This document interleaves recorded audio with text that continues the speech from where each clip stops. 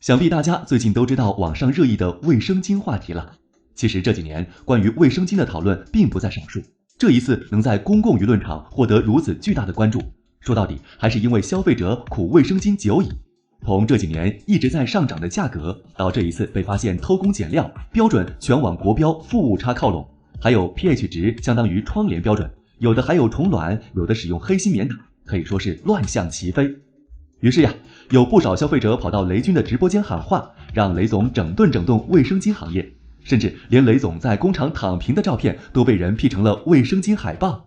卫生巾行业怎么就变成这样了呢？要知道，早年国产卫生巾也是做出过很多革命性贡献的，比如研究出国内第一代护翼型卫生巾，率先研发上市夜用卫生巾，最早推出迷你型卫生巾。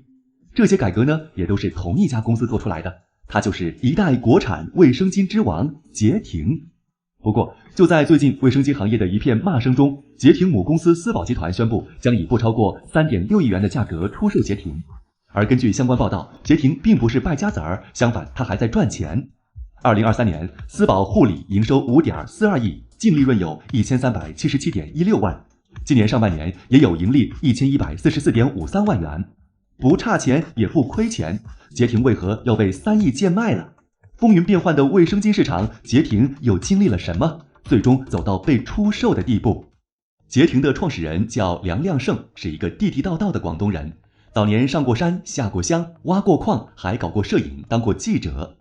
1982年，在改革开放的号召下，嗅到巨大商机的梁亮胜带着家人到香港发展。在香港期间，梁亮胜十分好学，坚持自学了贸易、经济、金融等知识，生意头脑得以开窍。一次偶然的机会，梁亮胜通过广交会了解到国内木材市场的巨大需求，于是他果断出手，和内地商家取得联系，并成功做成了几笔大生意，借此赚到了自己的第一桶金。有了资金后，梁亮胜萌生出做实业的想法。80年代的中国商业环境正处于一个重要的转型和调整期。梁亮胜通过市场调查发现，化妆品在当时的中国市场拥有无限的想象空间，这让他意识到商机来了。于是他开始全国各地到处跑，寻找合作伙伴，最终找到一家日本公司愿意入股100万元，并提供技术支持。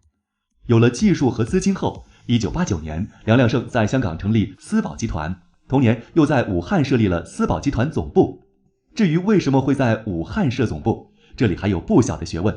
梁亮胜本身是广东人，当时身边许多人都建议他将公司总部设在广东，因为那会儿流行一句话叫东西南北中，发财到广东。广东地处沿海，改革开放程度更高，按理说广东应该是他的第一选择。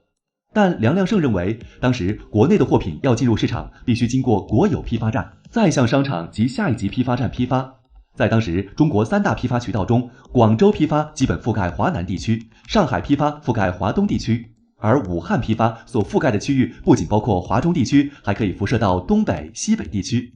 此外，梁亮胜还发现，化妆品如果从广东运到北方，仅有2个渠道，飞机和火车，要么成本高，排队等好几天，要么困难。武汉居天下之中，四通八达，交通运输非常方便，要想将产品销往全国，从这里出发是最合适的。之后，思宝集团推出旗下第一款产品，打着日本护肤品旗号的丽花思宝美容霜，上市后一度俘获不少年轻爱美女性的芳心。不过，真正让思宝名声大噪的产品是其于1996年推向市场的洗发水品牌舒蕾。不知道大家有没有用过这款洗发水？品牌哥小时候其实是用过的，同样用过的可以在弹幕扣1。彼时，国内洗护市场几乎被以宝洁为首的跨国公司完全占领。消费者购买洗发水时，通常也都是飘柔、海飞丝、潘婷这些牌子。这样的市场环境下，舒蕾如何突出重围，成了梁亮胜不得不思考的问题。怎么办呢？梁亮胜选择了一个大招，不和宝洁在线上砸钱拼广告，而是把重心放到终端渠道建设上，在大大小小的超市铺设广告产品，占领用户心智。在他的指导下，舒蕾很快在全国多地的商场设立了1000多个专柜，大量促销，还配备了导购人员现场答疑解惑。没多久，舒蕾的名字就传了出去。据金楚网报道，1996年以后，短短5年间，舒蕾年销售额就超过10亿元，击败宝洁、海飞丝，夺得市场份额第2的位置。舒蕾的成功给了梁亮胜信心，他开始思考做一个新的品牌。思来想去后，他把眼光瞄向了卫生巾。其实，我国生产卫生巾的时间并不算早。1982年才从日本引进第一条卫生巾生产线。1985年，福建人许连杰创办了恒安集团，国内才算有了第一家真正意义上的卫生巾厂。但和其他个护品牌发展途径类似，当时市面上活跃的品牌也大都是宝洁、联合利华等巨头旗下的产品。1996年，梁亮盛斥巨资从意大利引进了一条卫生巾生产线。考虑到当时国内的卫生巾几乎都是没有侧翼的形态，很容易因月经量大或活动引起侧漏，梁亮盛便带着研发人员对卫生巾进行改良，最终生产出国内第一代护翼型卫生巾。后来，捷婷又相继研发出丝柏型卫生巾、更宽更长的夜用型卫生巾，以及专门针对爱运动女性推出的运动型产品和小型、轻量、便携的迷你卫生巾等。可以说，在当时同行都不太注重研发的时代，捷婷是一个另类。按照官方宣传，捷婷在卫生巾行业创造了15个行业第一，拥有70多项发明专利。到了2002年，丝宝集团已经从一个名不见经传的小企业发展成为年销售额超22亿元的大型日化公司。梁亮盛更是凭借这个日化帝国坐上了湖北首富的宝座，并连续多年霸榜。不过众所周知，个护是一个很卷的行业，而且行业壁垒小。过去市面上没有多少卫生巾品类，捷婷不断推新的做法能让用户眼前一亮。但如今护翼、迷你等卖点不再是捷婷专属，同时更多的同行开始折腾，各种黑科技材料、益生菌添加等层出不穷，这使得捷婷的差异化策略没了竞争力。技术上不再吸引人，捷婷的存在感也越来越低。数据显示，从2017到2023年，捷婷在中国卫生巾行业的市场占有率维持在 1.2% 至 1.3%， 在一众卫生巾品牌中仅位居第8。更要命的是，如今梁亮盛的心思也不再放在日化产品上，而是放在了真正的科技上。这些年，丝宝集团拼命投资新建房地产、度假区、旅游等新业务，甚至在光电、医药、互联网等高科技领域也有布局。可以说，早已无暇顾及竞争大又不挣钱的日化业务了。于是，2007年，梁亮盛把不包括捷婷的丝宝日化业务打包，以3.17亿欧元卖给了德国拜尔斯道夫。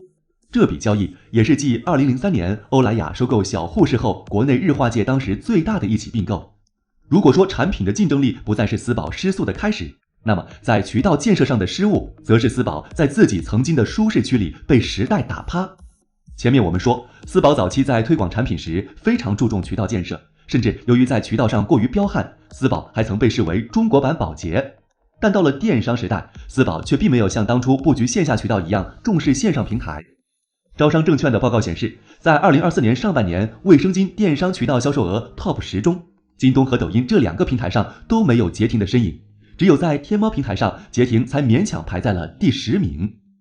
反观同行，自由点母公司百亚股份直接在2019年专门买了一家电商公司搞电商业务。今年上半年，自由点线上营收 6.53亿元，占比达到 43%。还有基于互联网诞生的卫生巾品牌他颜社，成立不过3年时间，如今月销量已经和早在20年前就进入国内市场的苏菲齐平了。而除了线上渠道建设不足，捷婷在品牌声誉上也频频翻车。2016年，有顾客反映，在商场买的捷婷卫生巾上疑似有虫卵，厂家则给出回应，不排除包装打开有虫钻进去。还有2022年，捷婷品牌官方微博发布一条关于安心裤的推文，本来广告文字挺正常，但配图的视角却颇为奇怪，不少网友称其看起来像是在偷拍，引发了不小的舆论危机。事实上，像捷婷这样以女性为主要消费群体，却又背刺女性，在营销上翻车的产品，这些年并不在少数。像是前段时间国货彩妆花洛莉亚就被指出产品设计和宣传品涉嫌擦边，